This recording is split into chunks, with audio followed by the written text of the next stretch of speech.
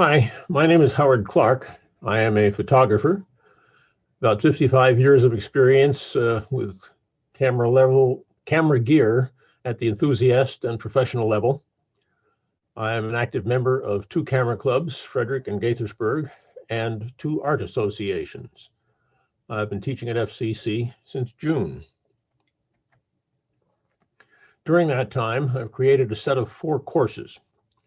And no matter what your capability as a photographer may be, at least one of these could help you to move to that next level. The first course is aimed strictly at the novice. We have 3 2-hour classes on Zoom. The object of these is in the first class to tell you how the camera works, what all those buttons and wheels are for. And do you want to set the aperture first and let the camera do the time? Do you want to set the time and let the camera do the aperture? When do you do what? At the end of that course, I'm sure you're going to be able to produce better photos than the camera does on its own in auto mode. So hope that that meets the need of the novice. Then, once you know how to use the camera, you want to run around and take better pictures. Well, I wondered what it is that makes a better picture. So I looked at thousands of prize-winning photos and identified which elements lifted these pictures up. Why were they better than the average? Turns out there were about 100 characteristics, elements of the photo. Things like composition. Did you use a leading lines? Did you have an S-curve? Was your subject at one of the PowerPoints from the rules of third? Did you take it early in the morning or during a foggy day? How about the point of view? Were your eye level comparable to that of the animal, the child that you were looking at? Does your photo tell a story? Is the subject cute or funny?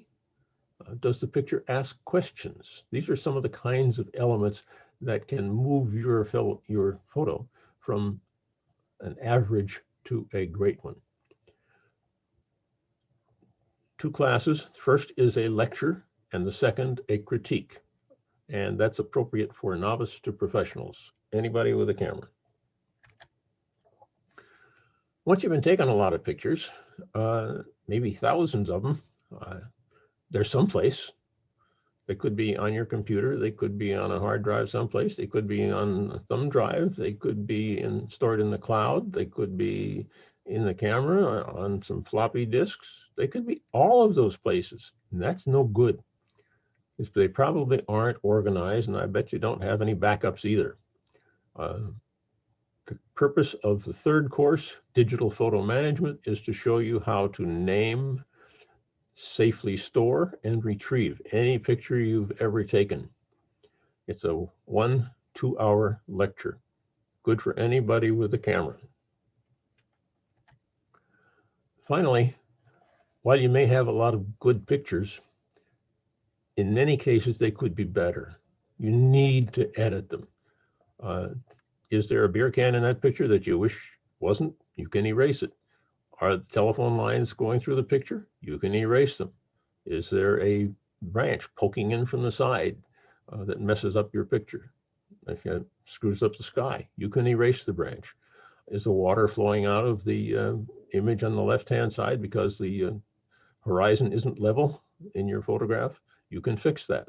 Are the buildings falling backwards? You can fix that with a perspective correction.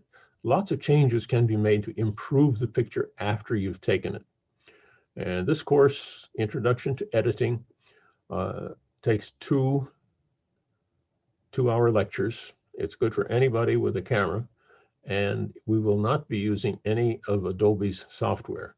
There are a lot of people who are just up to their eyeballs with trouble on Adobe Lightroom, and we're not going to use it. So